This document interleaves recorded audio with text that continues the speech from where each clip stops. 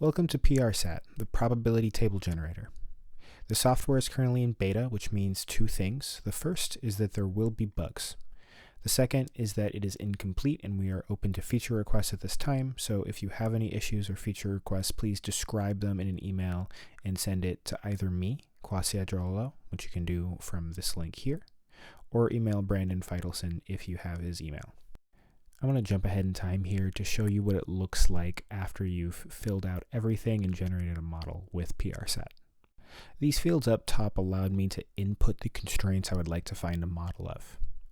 Then to actually find a model if it exists, I went down and pressed this Find Model button, this big blue button here.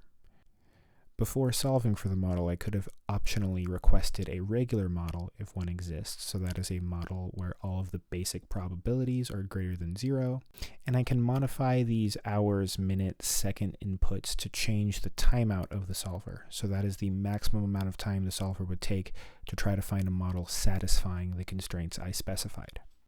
I can then optionally evaluate the model using these fields here, but only if a model is found and presented to me. In this version of the software, we are also displaying the set of constraints input by the user in terms of the basic probabilities that show up in the table. These are the constraints as the solver sees them. While we are confident in their correctness, if they are incorrect, then the model output is also incorrect given the constraints, and there is a bug in the software. Let's refresh the page before walking through how to enter constraints into PrSAT.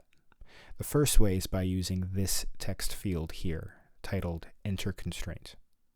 So if we click on it, we can input a desired constraint, such as the probability of A and the probability of B and the probability of C is equal to the probabilities of A, B, and C multiplied together. If I enter this constraint correctly, you can see on the right-hand side of the input the constraint fully parsed out as it's understood by the system. If we press this green button here, we can add more text fields to enter more constraints. For example, the independence of A and B. If we decide we have too many constraint inputs, we can delete the undesired ones by pressing this red button here until we are left with only the constraints that we would actually like to use.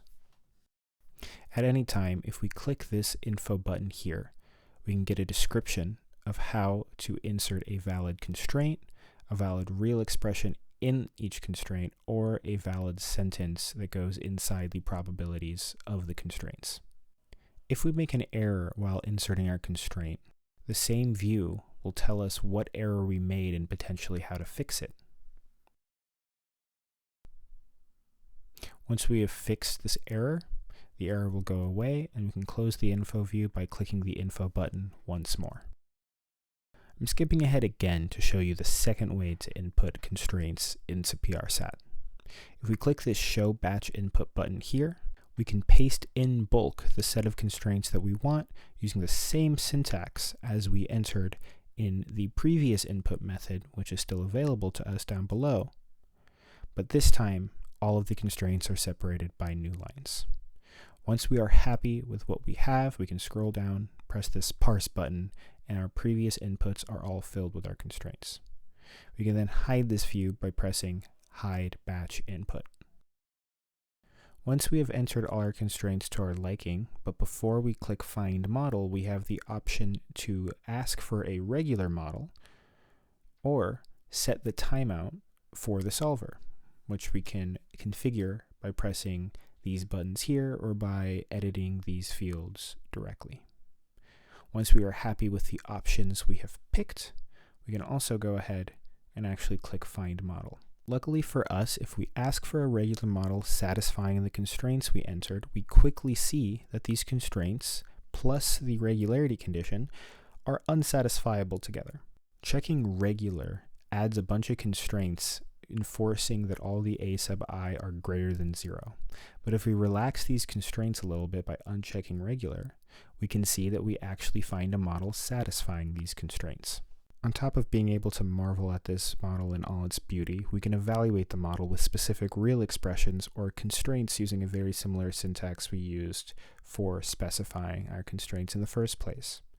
For example, if we insert this relatively arbitrary statement that relies on variables declared in our constraints, in this case the probability of E1 minus the probability of E2, we are then presented with the value of our real expression given the model.